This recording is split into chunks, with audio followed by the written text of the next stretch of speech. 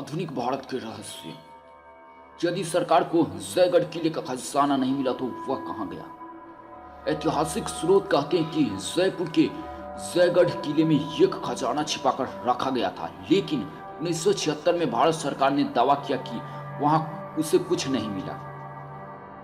अरबी भाषा के एक दस्तावेज और ऐतिहासिक स्रोत कहते हैं कि जयपुर के जयगढ़ किले में एक खजाना छिपाकर रखा गया था, लेकिन 1976 में भारत सरकार ने दावा किया कि उसे खजाना खोजने के अभियान में कुछ नहीं मिला।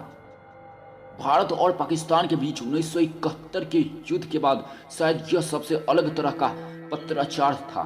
अगस्त 1976 में भारत सरकार को पड़ोसी देश के तत्कालीन प्रधानमंत्री जुल्फिकार अली भुट्टो का एक पत्र मिला। इसमें उन्होंने श्रीमती इंदिरा गांधी को लिखा था, आपके यहाँ खजाने की खोज का काम आगे बढ़ रहा है और मैं आपको याद दिलाना चाहता हूँ कि आप इस दौरान मिली संपत्ति के वाजिब हिस्से का पाकिस्तान के दावे का ख्याल रखेंगे। भारत और पाकिस्तान के बीच संपत्तियों के बंटवारे को लेकर विवाद चलते रहे हैं।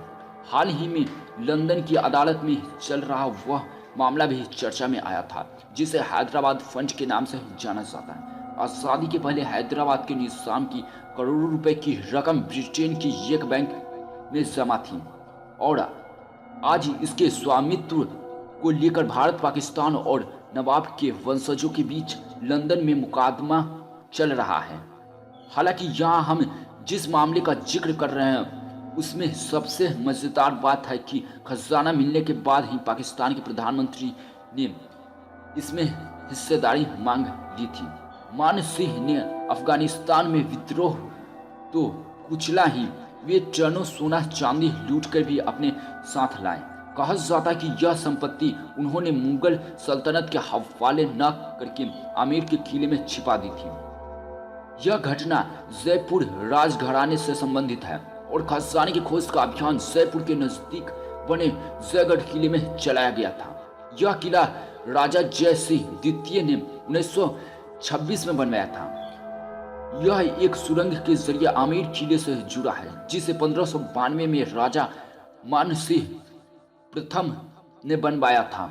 मान सिंह अकबर के दरबार में सेनापति थी और अकबर की पहली राजपूत रानी हड़काबाई के भतीजे भी थे। ऐसा माना जाता है कि हड़काबाई ही को ही जोधा बाई के नाम से जाना जाता है। राजा मान सिंह ने मुगल सेना का नेतृत्व करते हुए कई लड़ाइयां जीती थी। कहा जाता है कि एक लड़ाई के लिए वे अफगानिस्तान भी गए थे। वहां उन्होंने विद्रोह को कुचला ही, टनों सोना चांदी लूटकर अपने साथ भी लाए। कहा जाता है कि यह संपत्ति उन्होंने मुगल सल्तनत के हवाले न करके आमेर के किले में छिपा दी।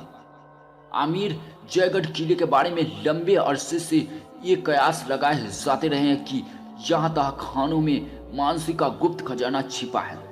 अरबी भाषा की एक पुरानी किताब हफ्त तिलिस्मुत ए अमीर के साथ खजाने में भी इस बात का जिक्र है कि किले में अकुत सोना चांदी छिपा हुआ है। जयगढ़ किले के नीचे पानी के साथ विशाल का टंकियां बनी हुई है। माना जाता है कि खजाना इन्हीं में था। आयकर विभाग के साथ साथ खजाने की तलाश में पुलिस दस्ते भी शामिल थे और बाद में सेना की एक टुकड़ी भी इस काम में लगाई गई। इस खजाने की चर्चा 1976 में दुनिया भर में हुई। उस समय जयपुर राजघराने की प्रतिनिधि महारानी गायत्री देवी थी। स्वतंत्र पार्टी के टिकट पर लोकसभा चुनाव लड़ते हुए लगातार 3 बार कांग्रेस प्रत्याशियों को हराने वाली गायत्री देवी इंदिरा गांधी की प्रबल विरोधी थी। 1975 में जब देश में आपातकाल लगा तो गायत्री देवी ने भी इसका विरोध किया था। हालांकि इस दौरान उन्हें बाकी विपक्षी नेताओं की तरह Misa maintenance of internal security act के तहत जेल नहीं भेजा गया। उन्हें विदेशी मुद्रा कानून उल्लंघन का आरोप लगाकर जेल भेजा गया था। बाद में इसी आधार पर जयगढ़ किले में आयकर अधिकारियों ने छापा मारा। कहा जाता है कि यह कार्रवाई किले में कथित रूप से छिपाए गए खजानों की तलाश में की गई थी। आयकर विभाग के साथ साथ इस कार्रवाई में पुलिस के दस्ते भी शामिल थे। बाद में सेना की एक टुकड़ी भी इस काम में लगाई गई। उस वक्त 3 महीने तक जयगढ़ किले में खजाने की खोज का काम चला था। जब यह जांच खत्म हुई तो सरकार के आधिकारिक रूप कहा कि किले में कोई खजाना नहीं है, लेकिन सरकार के इस बयान पर कई लोग संदेह जताते हैं। इसकी सबसे बड़ी वजह है कि जब सेना ने अपना अभियान समाप्त किया तो उसके बाद एक दिन के लिए दिल्ली जयपुर हाईवे आम लोगों के लिए बंद कर दिया गया। कहा जाता है कि इस दौरान जयगढ़ किले के खजाने को ट्रकों में भरकर दिल्ली लाया गया था और सरकार इसे जनता की नजरों से छिपाकर रखना चाहती थी। हाईवे बंद होने की पुष्टि कई विश्वसनीय स्रोतों से होती है, लेकिन सरकार ने कभी इसका स्पष्टीकरण नहीं दिया। इतिहासकारों की इस तबके की राय यह भी है कि जयगढ़ किले में खजाना था, तो लेकिन राजा जय सिंह द्वितीय ने उसी की मदद से जयपुर शहर विकसित किया है। खुद गायत्री देवी ने हमेशा इस बात से इनकार किया कि जयगढ़ किले में सरकार को कोई खजाना मिला था।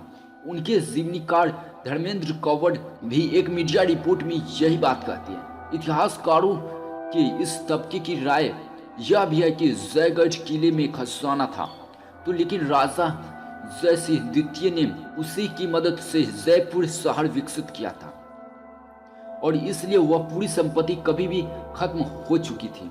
लेकिन राजघराने के कुछ सदस्य इस राय से इत्तेफाक नहीं रखते। वे दावा करते हैं कि छापे की कार्रवाई में सरकार को किले में जमा संपत्ति का कुछ हिस्सा मिला था। एक बात यह भी कही जा सकती है कि 1977 में जनता पार्टी की सरकार आने के बाद जयपुर राजघराने को किले से बरामद संपत्ति का कुछ हिस्सा लौटाया गया था। हालांकि इन सभी दावों के बीच कोई भी पक्ष पुख्ता तौर पर खजाने के बारे में कुछ नहीं बताता। यहाँ के जुल्फिकार अली भुट्टो के पत्र की बात है तो उन्हें दिसंबर 1976 में आधिकारिक पत्र के जरिए जवाब दिया गया था। इसमें इंदिरा गांधी ने लिखा, हमने अपने कानूनी सलाहकारों से कहा था कि वे आपके द्वारा पाकिस्तान की तरफ से किए गए दावे का ध्यान से अध्ययन करें। उनका साफ साफ कहना है कि इस दावे का कोई कानूनी आधार नहीं है। वैसे यहाँ खजाने जैसा कुछ नहीं मिला।